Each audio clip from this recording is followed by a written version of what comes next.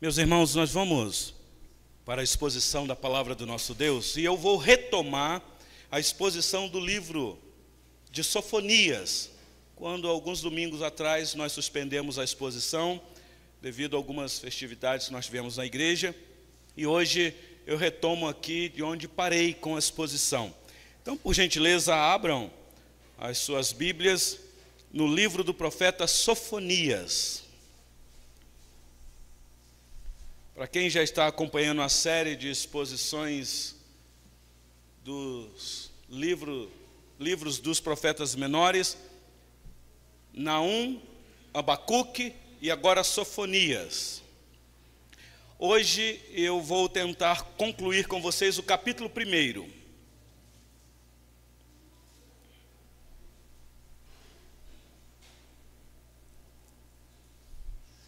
Tenta achar aí na sua Bíblia. Acharam? Que bom. E depois de ler o texto, mantenha a sua Bíblia aberta ou ligada, para você acompanhar a exposição do texto. A mensagem já está aqui, meus irmãos.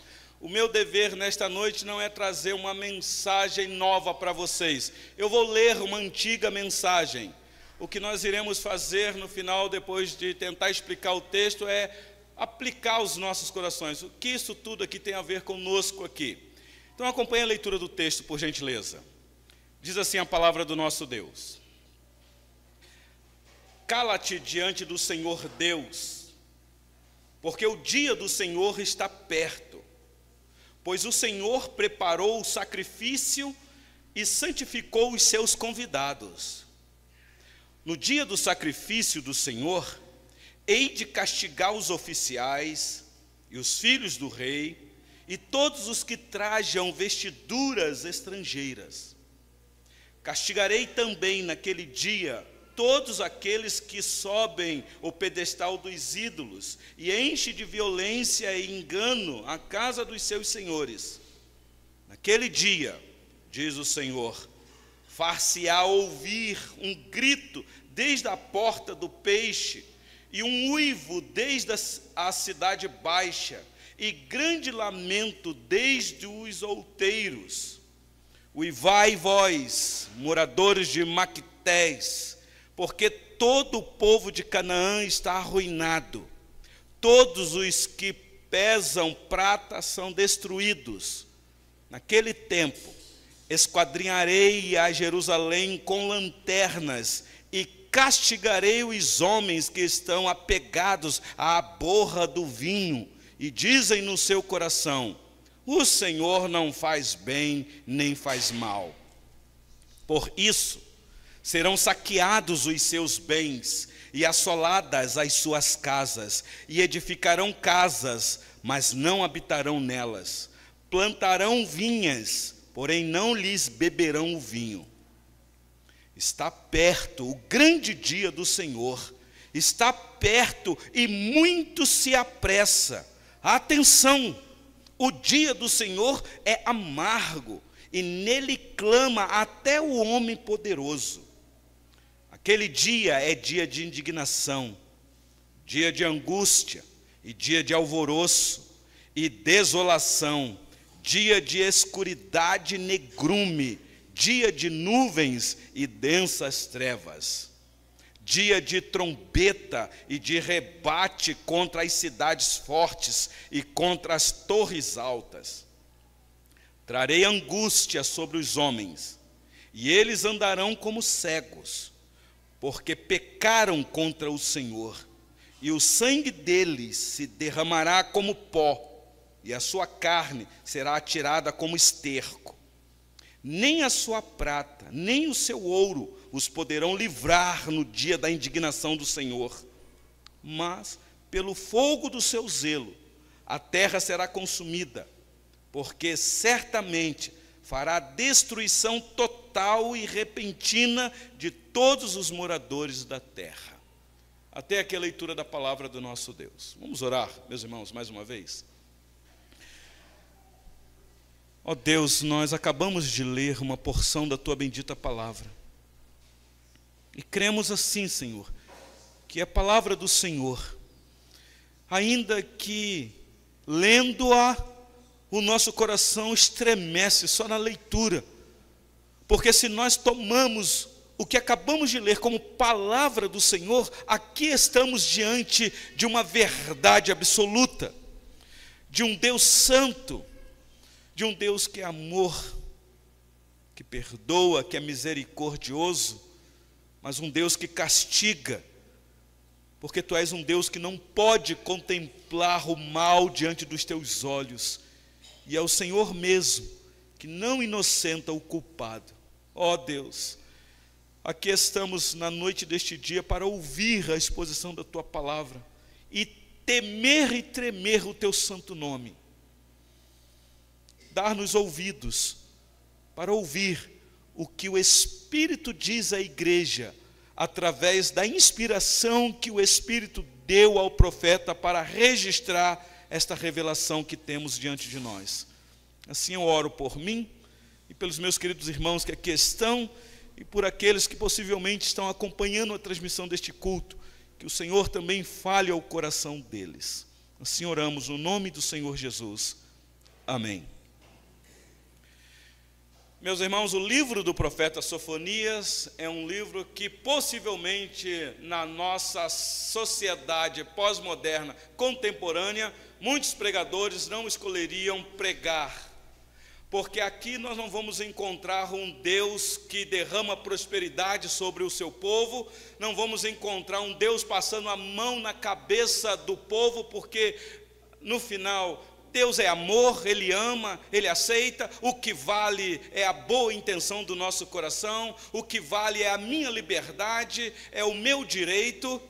Então o livro do profeta Sofonias não teria tanto alcance de pregação nos nossos dias, mas nós ousamos em expor este livro, porque entendemos que é palavra de Deus, assim como Gênesis, Êxodo e todos os livros do Antigo Testamento, no Pentateuco, nos livros poéticos, nos livros proféticos, e aqui estamos, Sofonias não é diferente. Foi da vontade do Senhor Deus que ficasse registrado estas palavras aqui, da ação dele na história do povo no passado. O que nós temos aqui diante de nós, meus irmãos, é uma profecia que Sofonias trouxe para o povo olhar um pouco para frente, bem próximo do que haveria de acontecer. Hoje nós estamos com este texto, fazendo a exposição dele, olhando para trás, diante daquilo que aconteceu, mas que também existe aqui profecia, para nós olharmos para a frente do que está por vir. Então eu chamo a sua atenção para a mensagem desta noite. Não deixe que nada te distraia. Não precisam ficar com medo. Nós que estamos seguros nas mãos daquele que nos salvou. A mensagem de hoje é para consolar o nosso coração. Então eu gostaria de dar um tema para esta mensagem. E pensando aqui, meus irmãos, neste texto, eu imaginei, meu Deus, que tema que eu dou para esse texto? Tem aqui o tradutor, na minha Bíblia já colocou aí, o dia da ira do Senhor.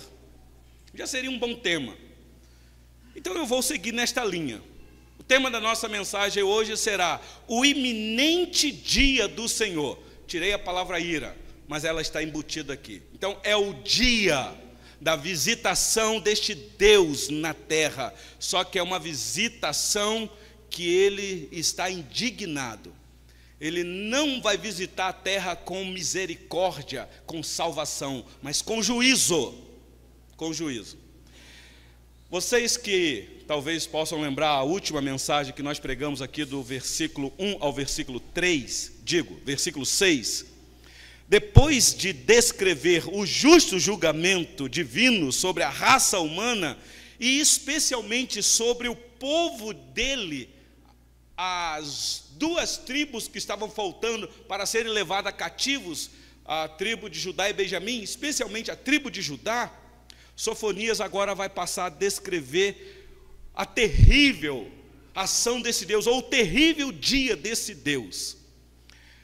Meus irmãos, eu confesso para vocês que se eu fosse escrever um livro para atrair gente para uma religião que eu abracei e que eu gostaria de ter muitas pessoas seguindo esta religião, se fosse me dado a oportunidade de escrever um livro para atrair as pessoas, com toda certeza eu não escreveria Sofonias, o que Sofonias escreveu.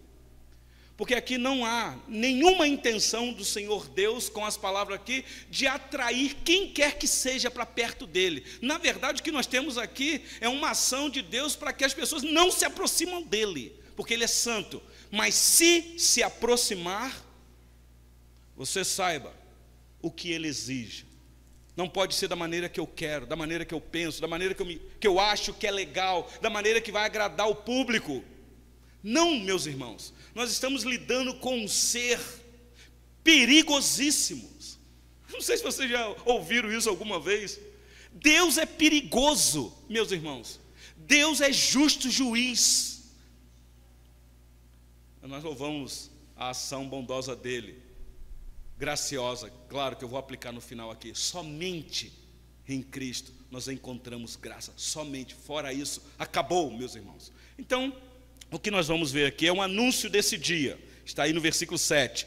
E do versículo 8 até o final, nós temos aqui a natureza desse dia, que eu vou tentar ver com vocês, que vai ser uma apresentação de um juízo para o povo de Deus, sim, para o povo de Deus, e um juízo para o mundo inteiro. Há quem quer nos inculcar, meus irmãos, que as profecias bíblicas, especialmente de juízo, já aconteceu na história do povo de Deus. Aqui já aconteceu com o cativeiro babilônico.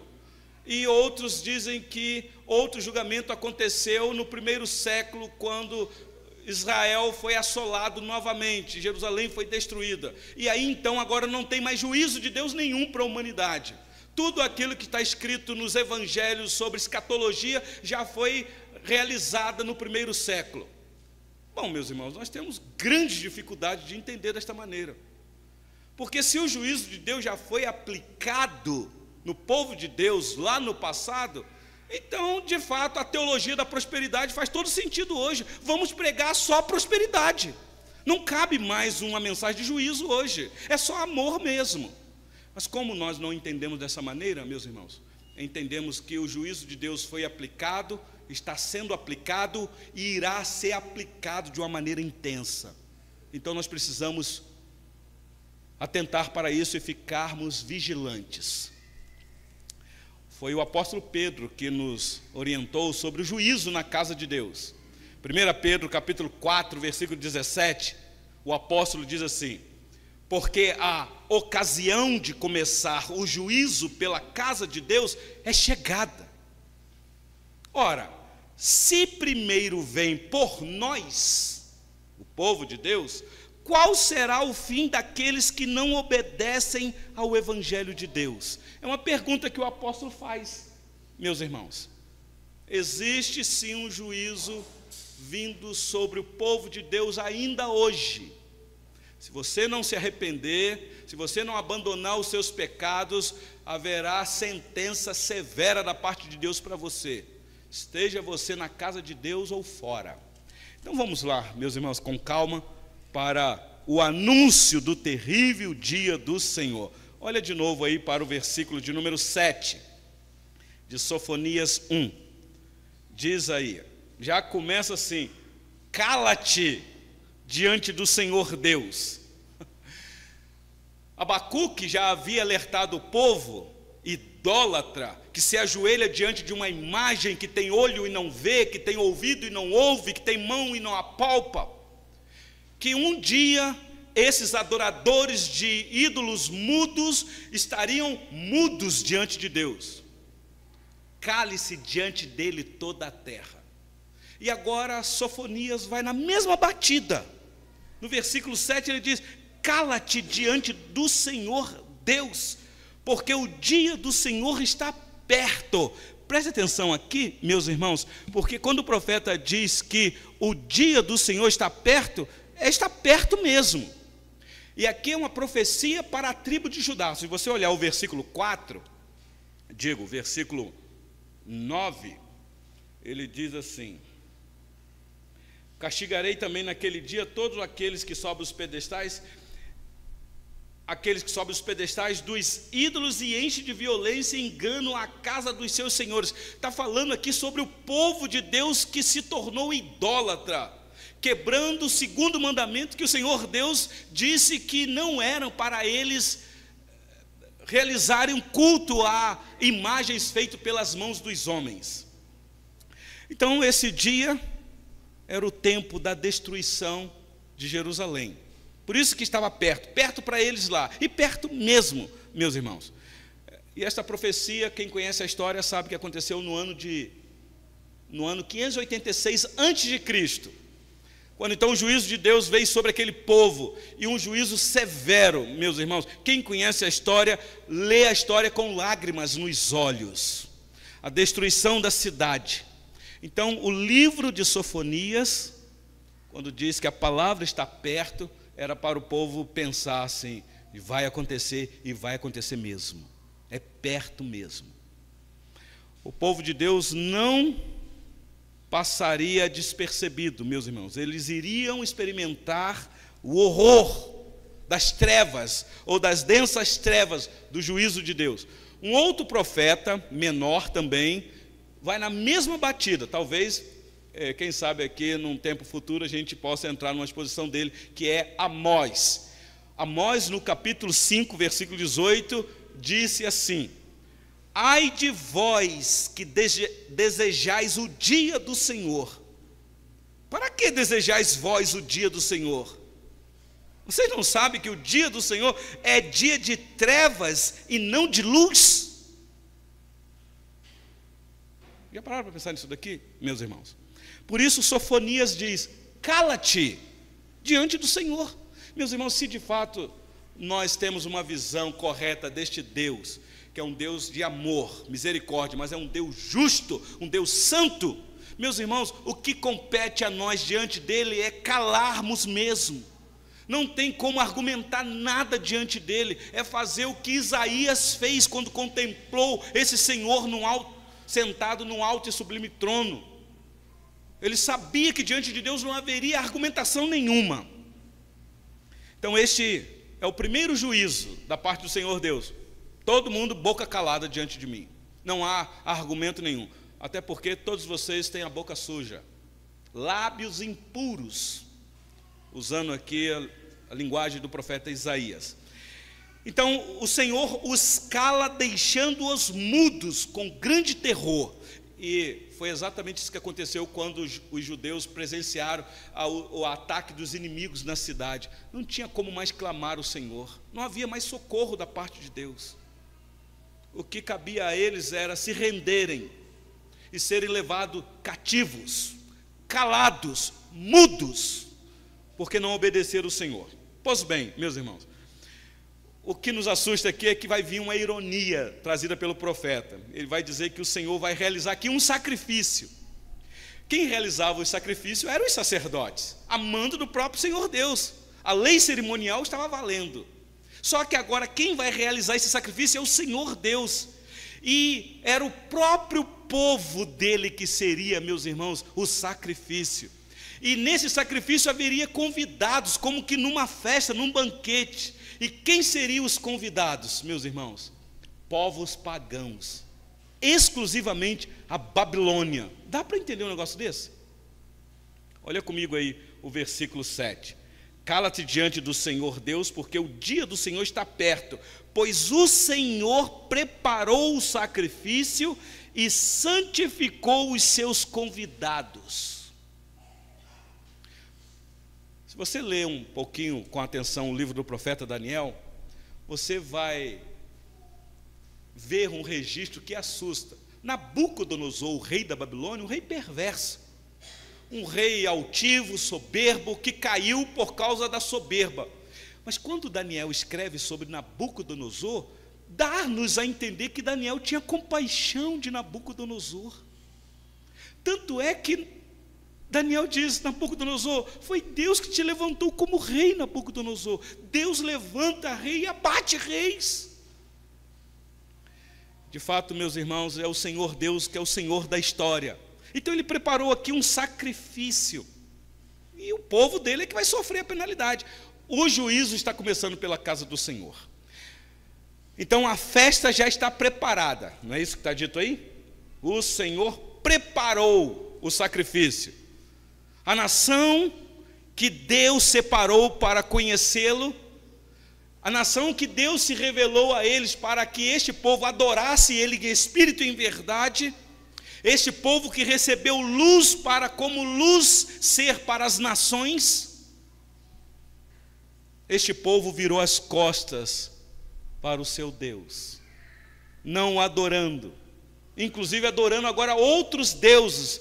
Este povo tem outros amores. E agora então esse povo é convidado para uma festa porque eles desprezaram Deus. Meus irmãos, tem uma frase aí na internet que eles atribuem ao reverendo Augustus Nicodemos, eu penso que seja mesmo, que o reverendo diz assim: se Deus é por nós, meus irmãos, quem será contra nós? Estamos seguros, estamos bem, mas e se Deus for contra nós? Onde encontrar socorro? Então aqui o julgamento vai vir sobre as famílias, sobre aquilo que é de mais sagrado na face da terra, sobre a família, quando a família vai ser destruída. Olha comigo o versículo 8, por gentileza. No dia do sacrifício do Senhor, hei de castigar os oficiais e os filhos do rei. Os oficiais são as lideranças, os seus filhos, os príncipes, os filhos do rei. Um julgamento que vai vir sobre os altos postos de autoridade. Finalzinho do versículo 8. E todos os que trajam vestiduras estrangeiras. Os estudiosos ficam na dúvida aqui se está falando exclusivamente dos judeus, que agora estão travestidos de roupas para se identificar com os pagãos estrangeiros, talvez se mancomunando com lideranças políticas estrangeiras, ou se está falando mesmo de gente estrangeira aqui. Talvez nos faz lembrar aquela parábola que o Senhor Jesus contou do rei que deu uma festa para o seu filho e mandou convidar. E a sala lá encheu. E de repente o rei saiu no salão para ver como é que estavam os convidados. Encontrou alguém que não estava vestido adequadamente para aquela festa. E houve uma punição severa para aquele que entrou ali sem a vestimenta. E o texto é, como que tu entrou aqui dessa maneira? E o texto diz lá que ele ficou mudo. Então mandou a pegar ele, amarrar e lançar ele para fora. E o texto nos informa, a parábola, ali haverá choro e ranger de dentes. É juízo total. Então aqui está, meus irmãos, um juízo sobre esses altos oficiais. O versículo 9 vai nos mostrar, olha aí na sua Bíblia, um julgamento sobre a falsa religião que engana a muitos. Versículo 9. Castigarei também naquele dia todos aqueles que sobem o pedestal dos ídolos e enche de violência e engano a casa dos seus senhores. A falsa religião. A falsa religião é um perigo, meus irmãos. Não há diante de Deus boa intenção. Não tem esse negócio de que, não, é porque a pessoa ainda não tem um conhecimento claro, por isso que ela devota a isso, ela é religiosa. Para Deus não tem isso, meus irmãos. Se Deus levasse em consideração a boa intenção, Uzá, que estava do lado da arca da aliança, não teria sido fulminado na hora, quando tocou na arca, com boa intenção, para não permitir a arca cair no chão. Então, meus irmãos, por isso aqui nós temos já um incentivo para nós como cristãos de pregar o santo evangelho numa nação idólatra, num povo que adora outros deuses. Nós que temos conhecimento da verdade, do único Deus que salva, é responsabilidade nossa, meus irmãos, proclamar esta verdade, anunciar, sermos missionários, porque nós sabemos o que irá vir sobre a cabeça dos idólatras. Você que ainda tem os seus familiares que estão nas trevas, adoradores de imagens feitas por mãos de homens, meus irmãos, está nas nossas mãos anunciar a verdade com amor, sem arrogância, mostrando o caminho da salvação, porque senão, meus irmãos, olha o que vem aqui, é juízo sobre a falsa religião. O profeta Jeremias, que é contemporâneo de Sofonias, vai na mesma linha. Jeremias capítulo 4, capítulo 7, versículo 4 e versículo 11 diz assim: não confieis em palavras falsas, dizendo, templo do Senhor, templo do Senhor, templo do Senhor é este. E o versículo 11, o profeta diz: será esta casa que se chama pelo meu nome um covil de salteadores aos vossos olhos? Eis que eu mesmo vi isto, diz o Senhor. A casa dele já havia se tornado uma casa de profanadores, de homens descomprometidos com a verdade, de mulheres desprovidas de pudor. Pasmem vocês, meus irmãos, ainda assim dizendo, templo do Senhor, templo, ou seja, dizendo, não, Jesus é o meu Salvador, Jesus é o meu guia, é aquele que me salva porque Ele é gracioso, não importa o que eu faça com o meu corpo, não tem problema nenhum, porque eu creio em Jesus e Ele vai me salvar. Bom, a minha Bíblia diz outra coisa. Se você não mudar de atitude e se arrepender, o que te espera é condenação eterna, juízo da parte de Deus, não salvação. Está aqui. Agora, a partir do versículo 10, meus irmãos, vai vir um julgamento para a cidade toda. E aqui nós estamos falando da cidade santa, cidade da aliança. Olha comigo aí o versículo 10. A cidade de Jerusalém não é mais o centro do culto ao Deus único, e sim agora a cidade virou uma promotora de vida promíscua. A cidade santa com o seu templo, agora homens e mulheres promíscuos, profanos, imorais. Olha o versículo 10 comigo. Naquele dia, diz o Senhor, far-se-á ouvir um grito desde a porta do peixe, e um uivo desde a cidade baixa, e grande lamento desde os outeiros. Preste atenção no detalhe aqui, meus irmãos. Quem conhece um pouquinho da geografia da antiga Jerusalém, os muros eram fortes, meus irmãos, muralhas fortes, portões de bronze. Só que tudo isso não iria segurar os ataques do inimigo, não iriam proteger a cidade. Naquele dia o juízo estava certo, iminente. Não porque o inimigo era forte, ainda que o era, mas é porque aquele inimigo estava sendo trazido por um general, melhor dizendo, um senhor dos exércitos. Nabucodonosor não era o senhor dos exércitos. Quem era o senhor dos exércitos? Era o Senhor, criador dos céus e da terra, o Deus desse povo. Aliás, Daniel, uma certa feita, disse para Nabucodonosor: você é rei de rei, Nabucodonosor, mas existe aquele que é rei dos reis. Então a cidade foi cercada e foi conquistada. E o versículo 11 nos mostra que essa cidade foi destruída. Olha aí comigo o versículo 11.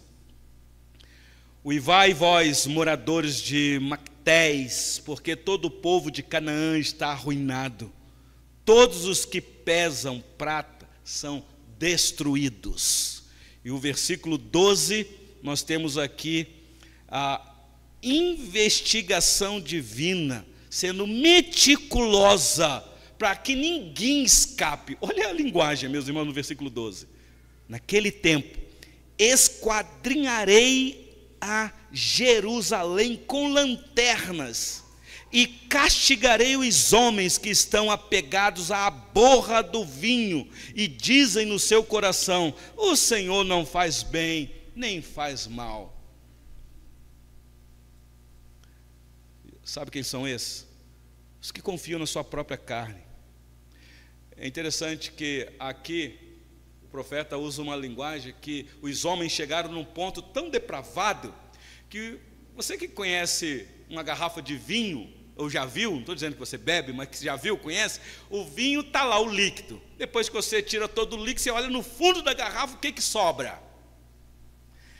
Os homens chegaram a um ponto de que nem a borra do vinho eles desperdiçavam.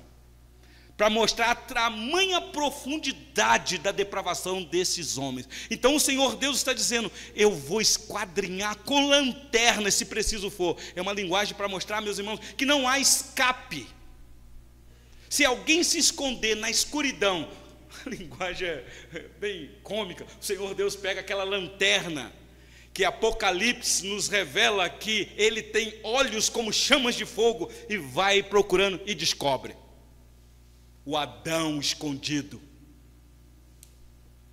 no Adão, para ele sair de lá, fracassado, humilhado. Aqui o judeu sabia muito bem disso. Deuteronômio capítulo 28, versículo 30, havia os termos da aliança para esse povo. Olha, se vocês andarem nos meus caminhos, me obedecerem, cumprir os meus mandamentos, vocês comerão o melhor desta terra. Vocês nunca perderão uma, nunca serão cauda, só cabeça. Mas se vocês me desobedecerem, então a outra parte dos termos da aliança seria castigo. E Deuteronômio capítulo 28, 30 fala de algo assustador. Numa parte do versículo está dito aí que vai edificar, o povo iria edificar casa, porém não morarás nela.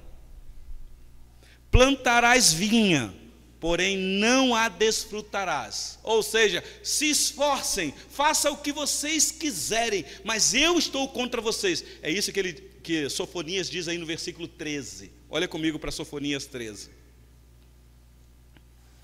Por isso serão saqueados os seus bens, e assoladas as suas casas, e edificarão casas, mas não habitarão nelas.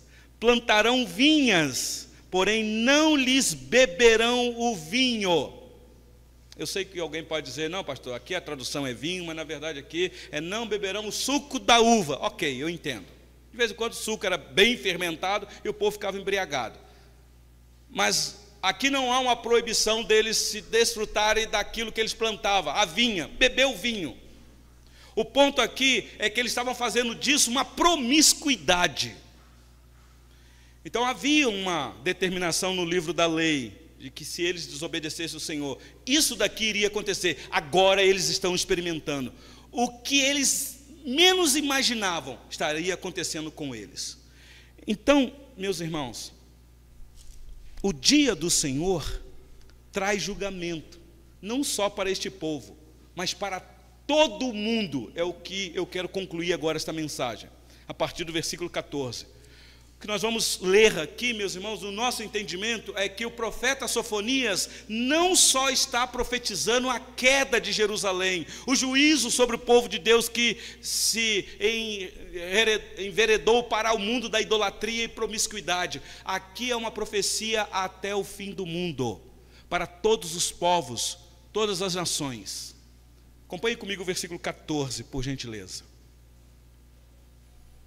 Está perto o grande dia do Senhor, está perto e muito se apressa. Atenção, o dia do Senhor é amargo e nele clama até o homem poderoso. Aquele dia, e aí ele começa agora a descrever, meus irmãos, não é dia de bênção, não é dia de vitória. Olha o que ele diz: aquele dia é dia de indignação, dia de angústia e dia de alvoroço, desolação, dia de escuridade e negrume, dia de nuvens e densas trevas, dia de trombeta. Quem conhece Apocalipse aqui sabe muito bem o que são o ressoar das trombetas. Não é dia, meus irmãos, de vitória quando as trombetas estão tocando. Dia de trombeta, dia de rebate contra as cidades fortes e contra as torres altas. Versículo 17 e 18. Trarei angústia sobre os homens, e eles andarão como cegos, porque pecaram contra o Senhor, e o sangue deles se derrama como pó, e a sua carne será atirada como esterco. Nem a sua prata nem o seu ouro os poderão livrar no dia da indignação do Senhor, mas pelo fogo do seu zelo a terra será consumida. Preste atenção que o juízo é sobre a terra. E não queira colocar na boca de Sofonias aqui nesse versículo que é a terra santa, é só Jerusalém. É a terra criada por Deus. Meus irmãos, há um juízo da parte de Deus sobre o planeta Terra. De vez em quando nós sentimos esses lampejos. Na nossa época, como nós temos visto os lampejos do juízo de Deus na terra. De repente um lugar paradisíaco, que as pessoas gostariam de ir para lá e morar na beira do mar, numa ilha fenomenal. De repente um incêndio descomunal, descontrolado, lambendo tudo. Que é isso, meus irmãos? De repente um terremoto que pega muitos de surpresa e muitas vidas são ceifadas. O que é isso, meus irmãos? De repente um mar se revolta num maremoto e as ondas invadem uma costa inteira, ceifando milhares de vidas. O que é isso, meus irmãos? Senão lampejos do juízo que está por vir. O versículo 18 no finalzinho diz: fará destruição total e repentina e todos os moradores de todos os moradores da terra. Você pode aplicar isso aqui a Jerusalém, especialmente a tribo de Judá, que aconteceu, mas aqui é um juízo escatológico. Meus irmãos, nós somos românticos demais com a nossa fé. Nós sempre cantamos aquele louvor dizendo que vai dar tudo certo. Vai dar tudo certo porque Cristo já morreu. O melhor de Deus já veio e Ele já venceu. E nele nós podemos também, meus irmãos, vencer qualquer dificuldade nesta vida para a glória de Deus. Mas isso não significa que Ele nos enganou aqui neste mundo. Ele não nos enganou. Ele nos deixou de sobreaviso. Vigiai, e não deixe que ninguém vos engane com falácias, com falsa doutrina. Porque o dia do Senhor se aproxima. É o dia da vingança, meus irmãos, não dia de salvação. No retorno glorioso do Senhor Jesus, não é mais dia de misericórdia, meus irmãos. O dia de misericórdia foi quando Ele veio e Ele deu missão à igreja de anunciar esse evangelho. Então, aproveita o tempo da misericórdia. Apocalipse, capítulo 6, a partir do versículo 12, diz assim, Apocalipse 6, 12. O apóstolo João, numa revelação que recebeu para as igrejas, falando sobre o fim do mundo, e eu entendo ali que é fim do mundo mesmo, meus irmãos, diz assim, ele viu quando o Cordeiro abriu o 6º selo e sobreveio grande terremoto. O sol se tornou negro como saco de crina, a lua toda como sangue. As estrelas do céu caíram pela terra, como a figueira quando abalada por vento forte deixa cair os seus figos verdes. E o céu recolheu-se como um pergaminho quando se enrola. Então todos os montes e ilhas foram movidos do seu lugar. Os reis da terra, os grandes comandantes, os ricos, os poderosos, e todo escravo e todo livre se esconderam nas cavernas e nos penhascos dos montes. E disseram aos montes e aos rochedos: caí sobre nós e esconder-nos da face daquele que se assenta no trono, Apocalipse capítulo 4, e da ira do Cordeiro, porque chegou o grande dia da ira deles, e quem é que pode suster-se? Meus irmãos, João escreveu isso daqui no ano 90, Jerusalém caiu no ano 70, esta profecia é apenas para Jerusalém? Ou isso daqui não vale para os nossos dias? Não, aí os cientistas vão dizer: não, querido pastor filósofo, se uma estrela cair na Terra, acabou com o planetinha Terra. Não existe a possibilidade de uma estrela cair dos céus, porque se ela cair, ela arrebenta com tudo. Porque as estrelas são gigantescas, os cientistas vão nos informar isso, e é verdade. Então, o que é que o Senhor Jesus está dizendo? Que no dia da ira, no dia da vinda dele, quem estiver na terra vai ter a sensação como se uma estrela gigante estivesse caindo na terra. Não vai ser dia, meus irmãos, de regozijo. Para o crente vai ser, porque nós aguardamos este dia. Não sei você, mas todo domingo nós proclamamos aqui o preparo para a vinda do nosso Salvador. Meus irmãos, é o que nós ansiamos. Aquele dia será a vitória do meu Rei, e pela sua graça, nós lá estaremos juntos com Ele. Então, na volta gloriosa do Senhor Jesus, que será uma volta de juízo para a humanidade, nós aguardamos, meus irmãos, o nosso Salvador. Mas para o mundo idólatra, sem temor a Deus, é juízo. O que haverá de sensação são esses terrores. E não adianta esconder em lugar nenhum. Vocês viram ali que a descrição foi: eles vão para a rocha e dizer, cair sobre nós e esconder-nos. Não tem como, o Senhor Deus tem uma lanterna, Ele vai esquadrinhar e vai achar. E não haverá, meus irmãos, misericórdia naquele dia. Pois bem, eu quero concluir esta mensagem. Que texto, para a gente ir para casa mais tranquilo. Meus irmãos, eu lamento dizer que é triste ver tantos cristãos que se dizem professos, que parecem considerar a ira de Deus como algo inexistente. Não, que isso, pastor? O senhor também é alarmista. O senhor está tocando o horror em cima do povo. Isso é alarde. Meus irmãos, eu lamento dizer que existem muitos cristãos que fazem da graça de Deus a sua banalização.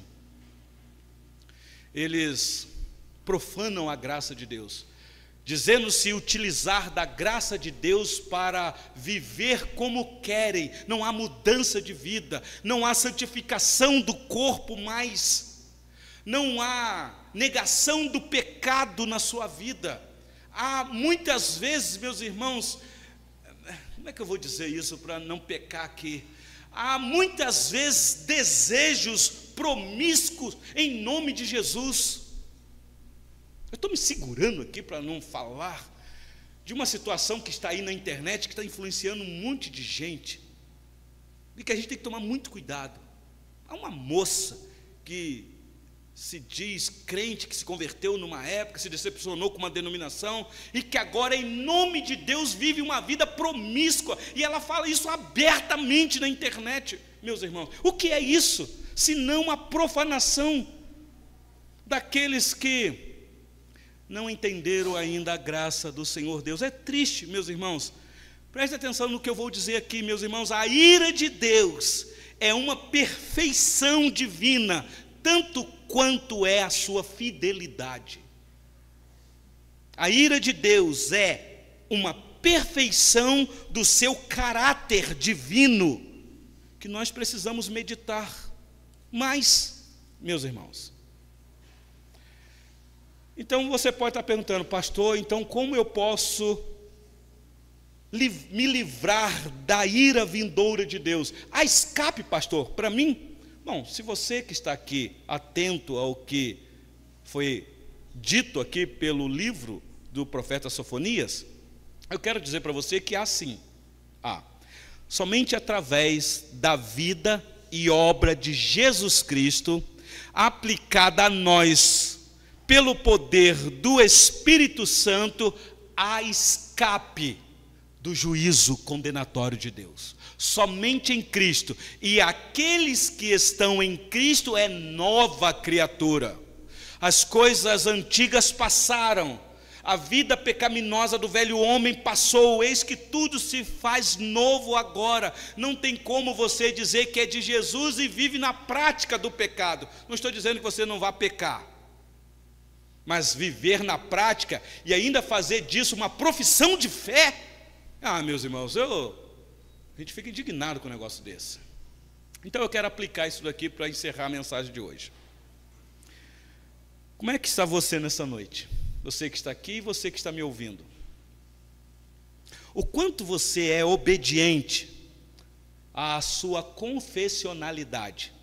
E olha que eu não estou agora falando dos símbolos de fé, eu estou falando da sua fé, da fé que você confessou ela publicamente. Qual é o grau de obediência? Qual é o amor que você tem a esse Deus? O quanto de ídolos você tem no teu coração? Tome cuidado com isso, meus irmãos, porque nós temos um Deus justo, que não aceita dividir a glória dele com ninguém. Você não pode amar mais o seu pai e a sua mãe do que a Cristo. Você não pode amar o seu filho mais do que a Cristo. Você não pode amar nem você mesmo mais do que Cristo, porque senão você não é digno dele. E qual é o cuidado que você tem com a sua família? Lembre que aqui há um juízo para a família, atingir filhos. Meus irmãos, coisa triste é um pai, uma mãe ver um filho recebendo um castigo divino. Manassés que o diga, o rei de Judá, que viu seus filhos serem mortos, porque virou um idólatra, virou um perverso. E por último, bom, se existe um dia do juízo, da ira, e esse dia está próximo, iminente, como é que você aguarda esse dia? Como é que está o teu coração diante disso? Qual é a tua expectativa? Ou você faz como aqueles que vivem como, não, que nada, tem ira nenhuma não, tem juízo vindo nenhum não. Vamos continuar a viver, a casar, a dar-se em casamento, a festejar, a comprar, a pagar. Vamos vivendo e deixando a vida nos levar. Até que, como um ladrão, ele aparecerá. E aí naquele dia, não adianta você dizer, Senhor, Senhor, em teu nome, Senhor, em teu nome, Senhor, em teu nome, Senhor. Apartai-vos de mim, maldito, para o juízo eterno. Meus irmãos, isso é muito sério. Isso é muito sério. Eu preferiria falar outras coisas para vocês e ir embora para casa e dormir. Pregar para vocês só a vitória. Fica tranquilo, vai vivendo do jeito que você está, porque no final vai dar tudo certo. Deus vai salvar todo mundo porque Ele é amor. Não vai não, meus irmãos. Muitos vão ter um gosto amargo da indignação deste Deus irado. Vamos orar, meus irmãos, neste momento? Curva a tua cabeça, se você puder.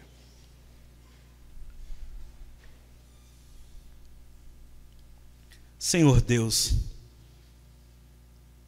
às vezes nós pregamos juízo para nós mesmos, porque é o Senhor que conhece o nosso coração. Não permitas que o nosso coração nos engane, Senhor. Há sim, Senhor, grandes dificuldades de acreditar que o Senhor é um Deus irado. Chegamos até a pensar, Senhor, que se o Senhor é um Deus mesmo irado, isso não mancharia a tua santidade, Senhor. Isso não feriria o caráter do Senhor.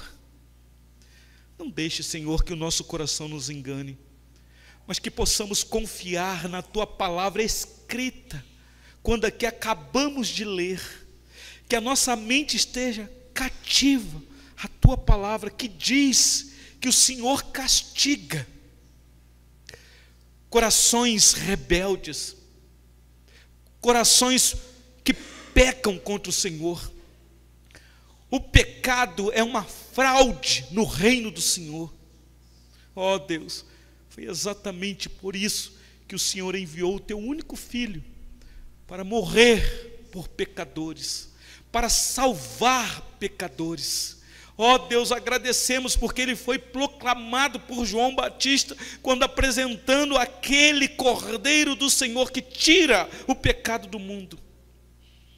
Dá-nos esta consciência, Senhor, para que não experimentemos no dia do juízo a ira do Cordeiro sobre nós. Abra os nossos ouvidos espirituais para ouvir, Senhor, o que o Espírito diz à igreja, para a glória do teu santo nome. No nome do Senhor Jesus. Amém.